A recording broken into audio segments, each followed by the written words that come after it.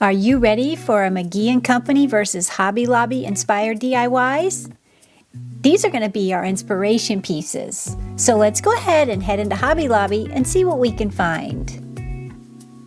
Hey, welcome to Sweet Bay Lane. I'm Tracy. Let's go ahead and get started. This is going to be our first inspiration piece from McGee & Company. For this project, we're going to be using this piece right here as inspiration from McGee & Co. Now, the one thing to this piece is going to be the trim that they use. And now I found this trim at Hobby Lobby in their craftwood section, and I think it is perfect. And I'm using 4 pieces of this trim for this size corkboard, and I also purchased this at Hobby Lobby as well, and it was $13.99. And what I love most about it is it came with the hangers and the frame is made of solid wood. Now, to start our project, we need to figure out how we want our trim to frame our corkboard. And for that, I'm just going to lay mine down and see where it fits best. I'm also going to bring my trim up to the edge, the inside edge, so it's a nice clean seam. All right, now I have my pieces cut, and you'll see the 2 long ends I cut blunt, and then the 2 shorter ends I cut kind of at an angle. As you'll see, I cut right after the scallop part. And then what I did is I just sanded it smooth to blend in with my longer side trim edges. And how I did that is I started by cutting the ends, these 2 ends that I'm showing you here. I started by cutting them at a 22.5 degree angle. And that was perfect with my hand miter box. And then we're just going to glue on our trim with some wood glue. And I figured out the best way to do this was to put the wood glue on the trim piece itself, making sure not to use too much glue, just the right amount so you don't have a lot of run out from under your trim piece. And if your trim pieces don't fit flat to your frame of your corkboard, you can just put some heavy pieces. I put some different blocks and bricks that I use outside. I just put them on there to hold down the pieces until they dried. And that helped them dry perfectly flat. All right, now I let my trim dry overnight, and you don't have to do that. The wood glue was set up pretty good, but it was getting late and my filming light was going down a little bit, so I thought, well, I'll let it dry overnight just to make sure it's good and secure. So anyway, I know in the inspiration piece, they have it painted a beautiful like dark green, which I think is stunning. But since we're using the piece for inspiration, I wanted to stain mine because I have a spot that I want to hang it, and I think that the stained wood will match that little area the best. So I'm going to use this antique wax since this is going to be going near something I've already stained with this wax, so I think it'll match perfectly. So let's get to staining. Let's see how this is going to look. I think it's going to look good, actually.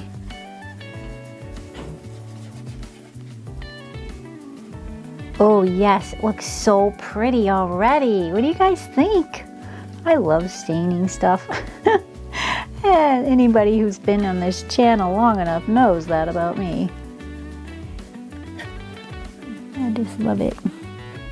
And then the tape. I'm glad I taped it because I would not have been that careful to keep that off of there. No way, Jose. Okay, let's wipe it and see, and then we'll continue on if we like it. Oh, look at it! Do you not love it? Oh, look at that!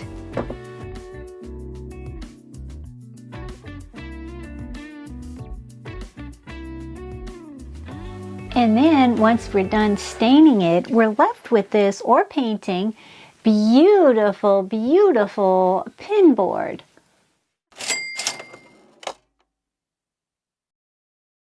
Now we're moving on to DIY number 2. For this DIY project, we're going to be using this piece right here as inspiration from McGee & Co. So let's go ahead and get started. This is going to be a very simple yet very impactful DIY. And just wait till you see the comparisons at the end. So what I purchased is, I got this vase actually. You'll need any kind of vase that you like, a tall, slender vase like this. And I purchased this at the thrift store, but I actually saw one at Hobby Lobby that was very similar. And I've also seen them at the Dollar Tree that are kind of similar cylinder vase, but I just love the bottom detail of this one. And you'll also need a candlestick of some sort, but a candle like taper holder. And I purchased this one from the Dollar Tree way back in the day, and I'm sure everybody's familiar with these. But I've also seen them at other places too, so you can pick them up. Also, I'm going to be painting mine silver, a beautiful metallic finish Rust-Oleum silver. So if you can find yours already in silver, you're going to be ahead of the game.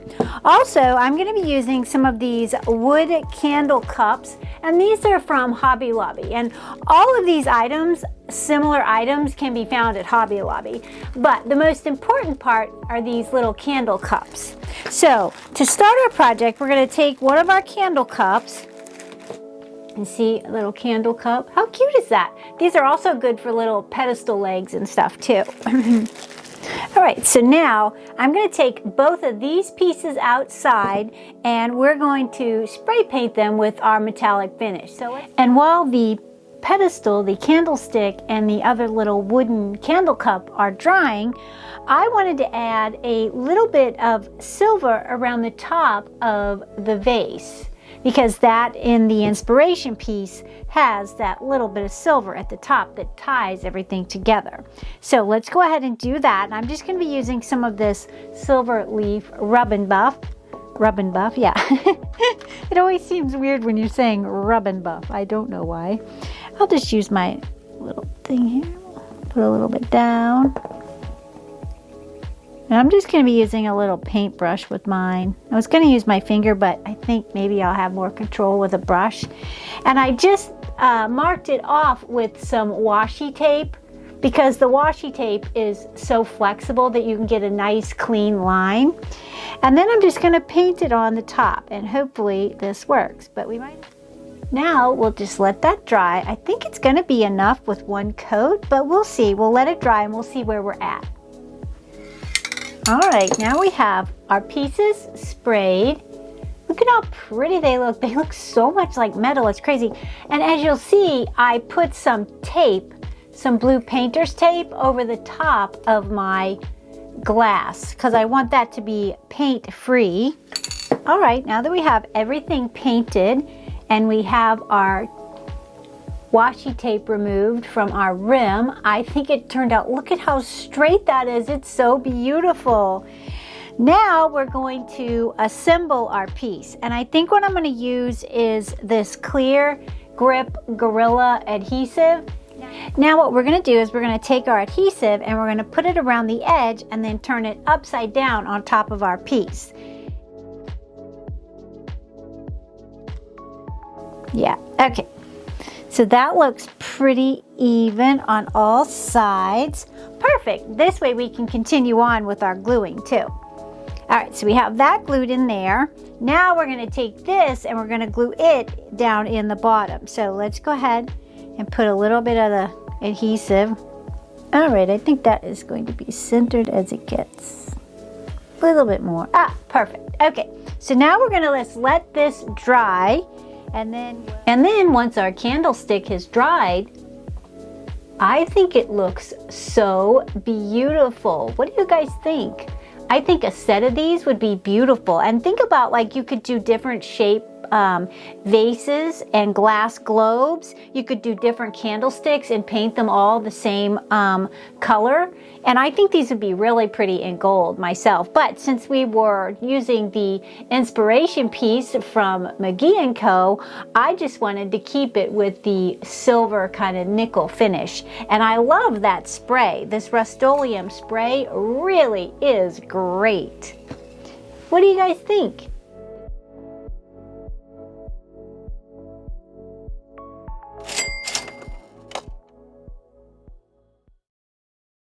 Now we're moving on to DIY number 3.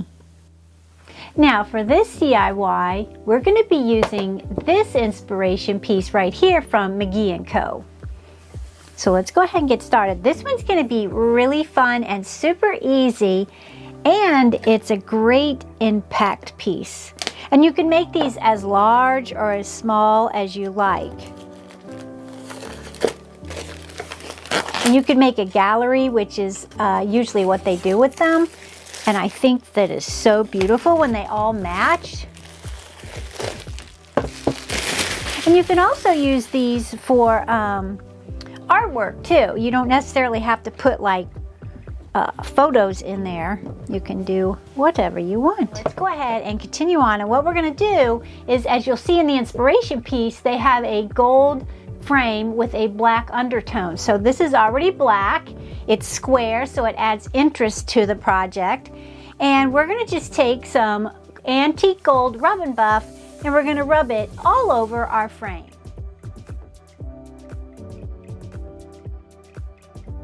So now we have our fabric. We're going to lay this out.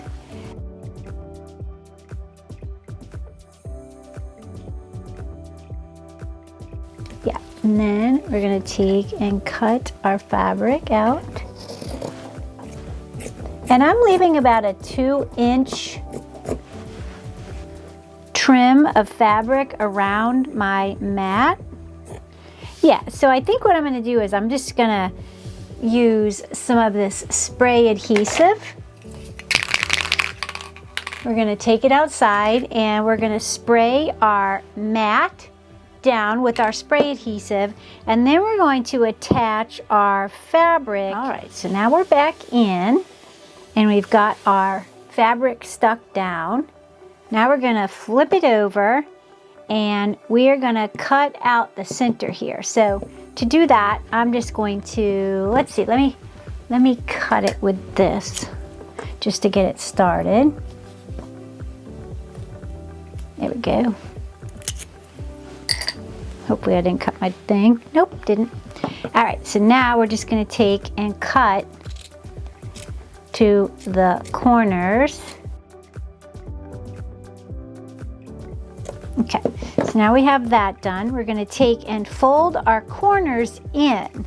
And to hold them down, I'm going to be using some double-sided tape.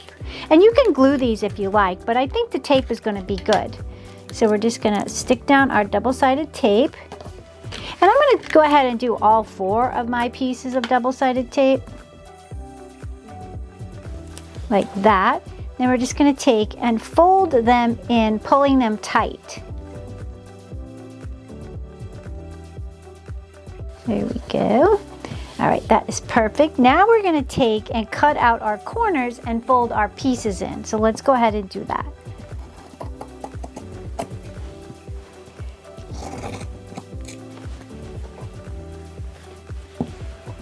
And to cut your corners, obviously, you're going to cut them this way alongside that, and then this way alongside this one.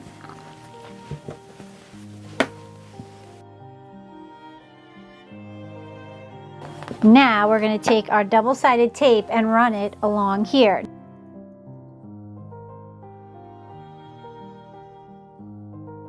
You can also take and cut your corners off if you think they're too bulky. This isn't going to show, so it doesn't really matter. That looks so good. Look at how beautiful that looks. Oh my goodness. And then we're going to take and put our frame back together. Now I need to come up with a picture to put into this, so let me do that. All right, and then once we have our frame put back together, we're left with this beautiful fabric matted frame. And this is a picture of my brother and I on a horse named Sugar. Now, funny story about Sugar. This was my great-grandmother's horse, and they lived on a farm, obviously, and we were visiting with my grandma and grandpa and my mom. And so I said, I want to ride Sugar. I want to ride Sugar. I want to ride Sugar. The whole time we were there, days and days we were there, I want to ride Sugar. I want to ride Sugar. So they thought that they were safe in saying, hey, if you can get Sugar to come to the fence, you can ride Sugar, because they knew, but I didn't know this, that Sugar came to no one. No matter what you had in your hands, no matter what you were trying to feed her, she was not coming to that fence. So I, thinking this is, how hard can this be? This is piece of cake. I take a bunch of carrots from the garden, I take some sugar cubes, and off I go, my little self. I get up to the fence and I say, Sugar, Sugar, and I waved the carrots around, and I had my hand out, my little kid hand out with the sugar cubes in it, and all of a sudden Sugar comes galloping up to the fence. She stops at the fence and she's like, ooh, carrots. She's eating the carrots, she's eating. Well, the adults in the house, they were watching me the whole time, and they saw Sugar come to the fence. Well, I came running back. I was so excited. I said, Sugar came to the fence, Sugar. They said, we saw that she came to the fence. So my grandfather went and saddled up Sugar, and this is a picture of me and my brother on Sugar. Now, right after this picture was taken, another funny thing happened. I, only knowing about horses in movies, I said, hey, I want to just get this Sugar going. So I gave her a little kid kick with my stirrup, and she took off running. She jumped a fence. She was out of control, but it was fun. But my brother was terrified. He had a death grip. He was flying all around the back, but it was quite a time with little Sugar. Anyway, just a little story time. But I love how the frames turned out. What do you guys think?